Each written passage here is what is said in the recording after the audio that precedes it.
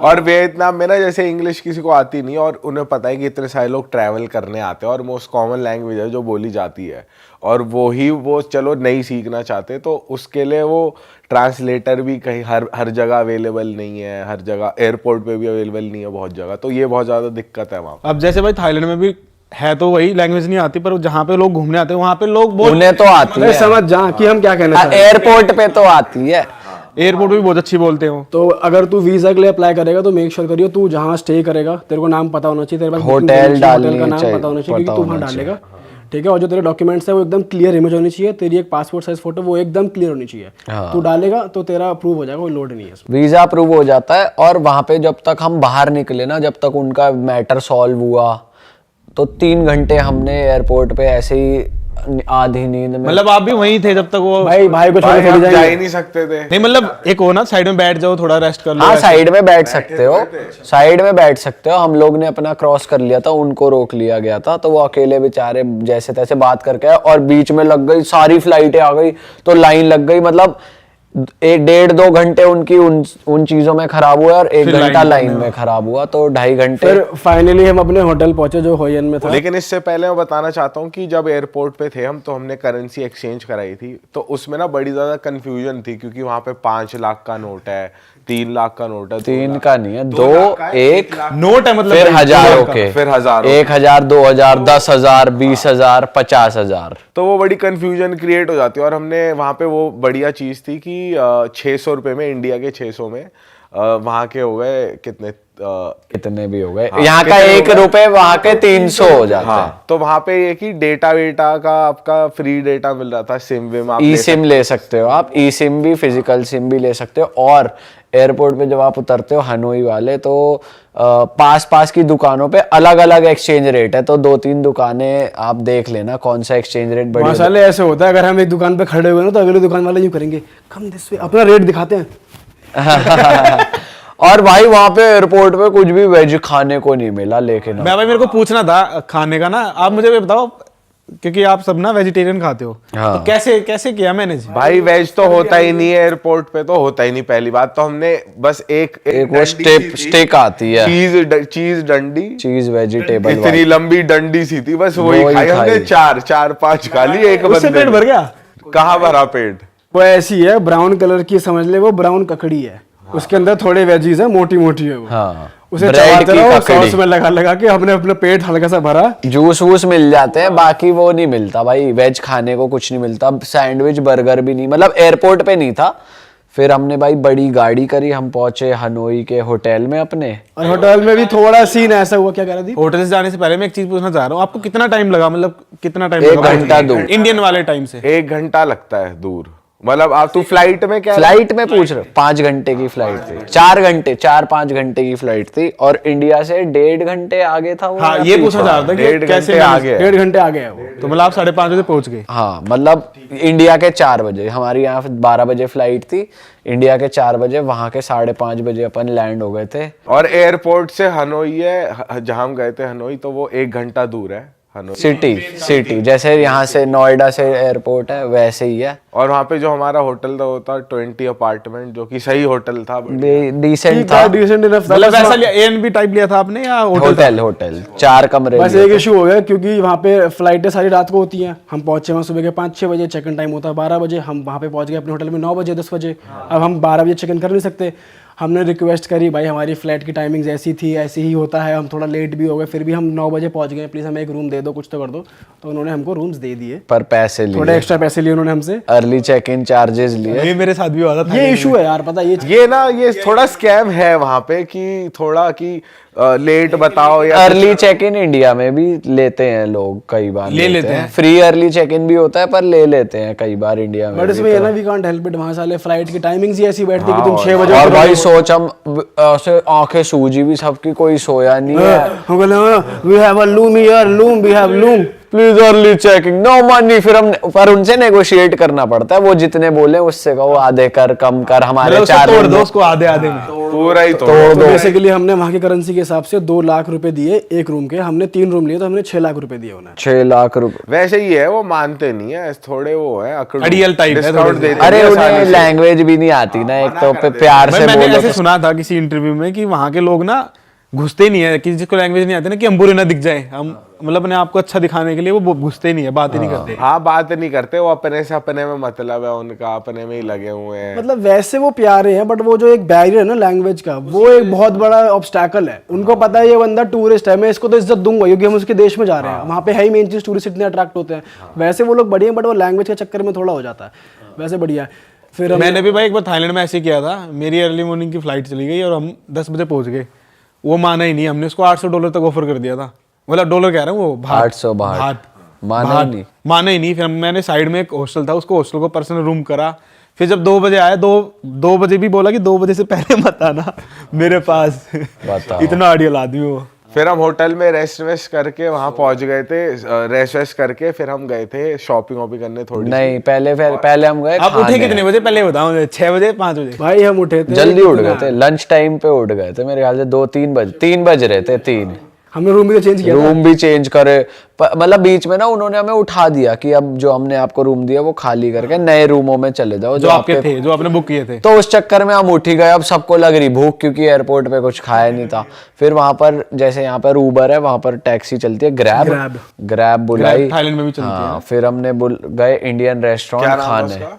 PK spicy, Hanoi में है, और गूगल पे रेटिंग में देखो तो आप दूसरे तीसरे नंबर पे आता है। हम वो वहां पर गए खाने, खाना ठीक था, चाय बहुत अच्छी थी। हाँ, चाय बहुत बढ़िया थी अब तो उसकी। टूट के पड़े और हो गए इंडियन पे, यार तेरी मिल गया भाई एक ही हो गया था, अब खाना मिला है, और जो उसका कढ़ाई पनीर था और वो सब बढ़िया था उसका, वो खाना ठीक ही था, वहाँ की चाय भी अच्छी थी। चाय अच्छी थी, खाना मतलब क्या हो ठीक गया? था। 5 10 में से 5 भाई इंडियन रेस्टोरेंट, इंडियन खाना 10 में से 5, चाय 10 में से 7 दे सकता हूँ, 7-8। पेट भर गया, वो वाली बात। चाय बढ़िया थी। भूख में अच्छा लग रहा होगा आपको। फिर हमने खाना खाया, फिर हम साइड वाले मसाज सेंटर में घुस गए। ले भाई मसाज। पीयूष भाई आप बताओ कौन से मसाज में घुसे आप? भाई नॉर्मल मसाज थी, वहां पे होता ही नहीं है ऐसा कुछ भी जो तू सुनना चाह रहा गंदा है। काम नहीं पूरे होता वियतनाम वहाँ। में ऐसा होता ही नहीं है। नहीं वहां नहीं होता होगा, आप छोड़ते थोड़ी हो कहीं। आप तो कहीं भी कर दोगे। नहीं भाई, मैं ये सब नहीं करता। लेकिन ये बात है कि लंच वंच करके हम लोग वहाँ मसाज कराने गए, कराई। 1 घंटे की हमने मसाज कराई, फुल बॉडी मसाज। लेकिन वहाँ ये पे बात है मसाज बेटा, कितने की हुई होगी? 600-800। थाईलैंड वाली मसाज और वहां की भाई थाईलैंड की मसाज एनी डे बेटर है। मतलब मजा थाईलैंड वाली में। अगर तुम कंपेयर करोगे वियतनाम की मसाज थाईलैंड की मसाज, तो थाईलैंड की मसाज है यहाँ, वियतनाम की मसाज है यहाँ नीचे। क्योंकि भाई वहाँ पे थाईलैंड में एक तो आंटियां होती है एक्सपीरियंस, जो वर्दी वर्दी पहन के रूम्स क्लीन। यहाँ पे ऐसा कुछ नहीं था। मसाज करानी थी तो वो इधर उधर से लोग बुला लेते थे, ले कस्टमर आ गया, स्कूटी पूटी पे बैठ के मसाज वाली आ जाती थी। और मेरी मसाज वाली, मतलब मेरे साथ ऐसा हुआ, मेरी जो मसाज कर रही थी ना, बीच बीच में वो फोन पे भी बात कर रही थी। मतलब पहले तो ये हुआ कि थाईलैंड में तो ऑप्शन होते हैं ना, मेन्यू कार्ड होता है, तो यहाँ पे क्या हुआ, हमने कहा नो ऑयल, क्योंकि बॉडी पे ऑयल लगा रहता है, फिर पूरा दिन घूमना है। तो फिर मैंने उससे कहा क्रीम मसाज कर दे, क्रीम लगा दियो। तो कहती नो ऑयल, मैंने कहा नो ऑयल, क्रीम। ओके। गए ऊपर, सूखा ही सूखा रगड़ रही, मैंने कहा क्रीम, कह रही नो ऑयल, मैंने कहा क्रीम, कह रही नो ऑयल। मैंने कहा फिर तो तू ऑयल ही लगा, ऐसे सूखा शरीर रगड़ दे, कभी दर्द और कर देगी। हुआ हमारे साथ उसने। पहले तो हमने लड़ाई करी ऑयल और क्रीम के लिए, ठीक है, वो क्रीम लेकर आ गए थे, हमने पूरे दंगे फसाद वहां कर दिया। हमने कहा क्रीम चाहिए, ऑयल नहीं चाहिए। क्रीम लेकर आई, सूखा फेविकॉल समझ उसे लेके हल्का सा पीठ में मसला और उसे गुनन। मैंने कहा तू मेरे सूखे शरीर की नस फाड़ेगी, क्या कर रही है? खाल तो न छील दिए एकदम पीठ पीछे। से छील दी उसने, छील। मैंने कहा अब तू एक तो उनके नाखून भी होते हैं थोड़े बहुत, तो छील ही दी। भाई मैं तो समझ गया था, मैंने कहा तो भैया ऑयल लगाओ। फिर हमने भी कहा भाई तुम ऑयल लगाओ। मसाज हुई हमारी, 1 घंटे में हम वहां से फ्री हो गए। पर मसाज बढ़िया नहीं हुई, बिल्कुल बेसिक। मतलब ऐसा होता है ना कि मसाज हो, आदमी फ्रेश उठता है, ये भाई ऐसा लगता है कि नया जन्म हो गया अगले आदमी का। पर उन्होंने बस दबा के छोड़ दिया, ऐसे कर दिया कि हाथ पैर दबाए और छोड़ दिया। पूरा 1 घंटा यूटिलाइज करा उन्होंने, अपनी मसाज भी करी। लेकिन वो जो फील आती है ना मसाज वाली, तुम्हारे नसें खुल जाती हैं, जॉइंट पेन सही हो जाते हैं, रिलैक्स से हो जाती है बॉडी, वो वो नहीं। सब नहीं हुआ। रूम्स भी इतने अच्छे नहीं थे, और मेरी वाली ना करते करते फोन पे बात कर रही, तो मैंने जाके नीचे मैंने अब उन्हें इंग्लिश तो आती नहीं, तो मैंने उसे पर मालकिन को कन्वे कर दिया कि she talking on the phone, तो उसने ना अपनी वाली को डांट दिया।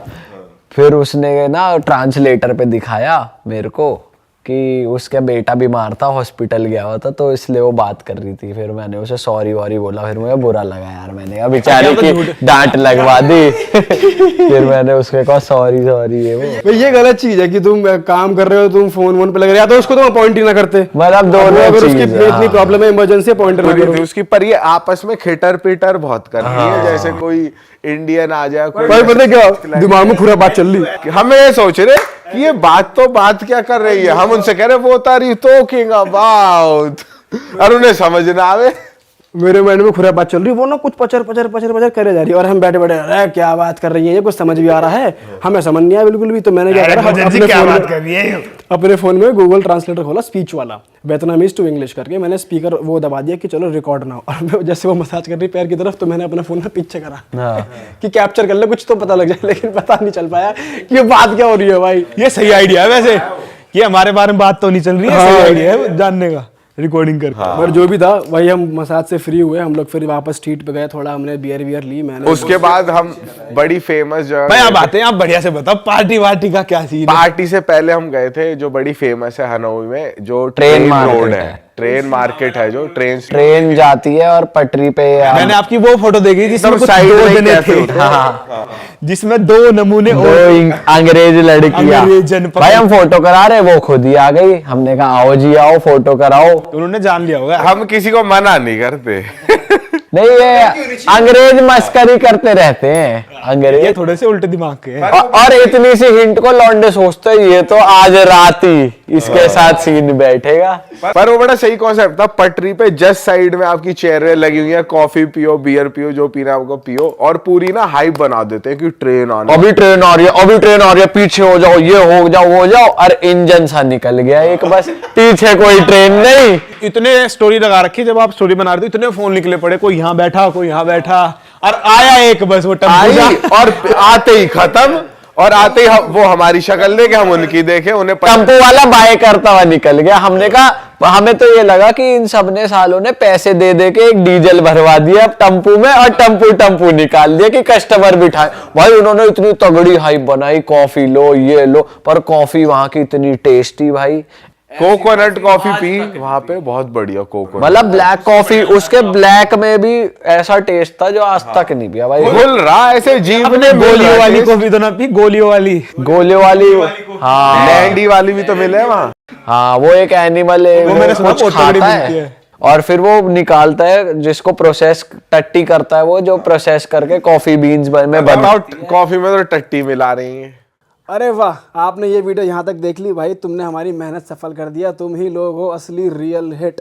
और अगर आपको बहुत मजा आ रहा है ऐसी क्लिप्स में, ऐसी वीडियोस में, तो फटाफट जाइए प्लेलिस्ट पे बिंज वॉच कीजिए और सारी वीडियोस देख डालो और मौज काटो। दैट इज इट, हम मिलेंगे नए पॉडकास्ट में, नई क्लिप में। Till then bye bye, see you, take care, do subscribe, best of Real Talk online.